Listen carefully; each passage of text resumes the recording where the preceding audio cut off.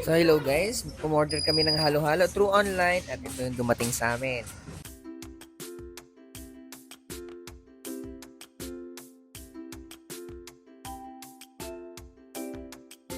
So naka-e-bike lang si kuya at nakita nyo ba yan? Dito mismo ginagawa yung halo-halo sa harapan ng bahay namin. O di ba napaka-unique?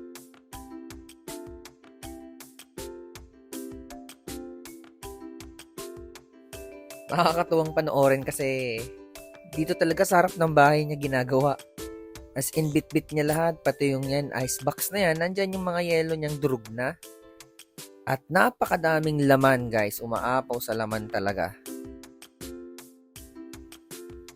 And ayan na, naglagay na ng ice.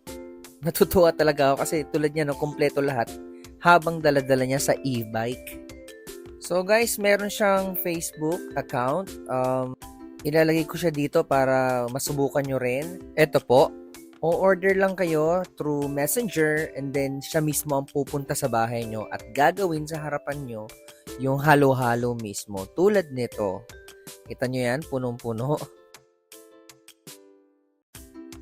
So, syempre hindi mawawala yung gatas. Yan na. Ang dami niya, no?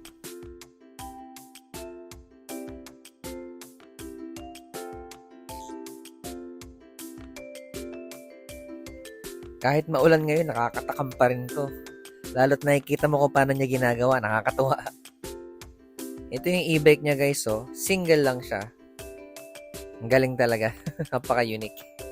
Nakailang beses na ako ng unique.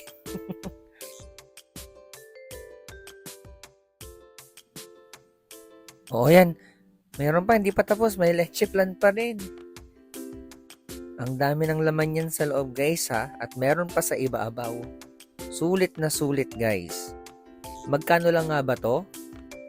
75 pesos lang yan guys. Dineliver sa'yo, ginawa sa harapan mo. 75 pesos lang.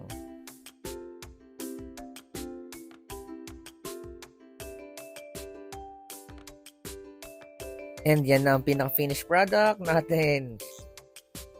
Nice one. Tara na. Tara magbayad na tayo. Tinanong namin si kuya, nasa 30 cups lang daw minsan ang dinadala niya araw-araw. So kung gusto niyo umorder, agahan niyo na lang para hindi magkaubusan. Ayan na si kuya oh. Thank you kuya. Ang unique talaga oh. Yun lang, thank you.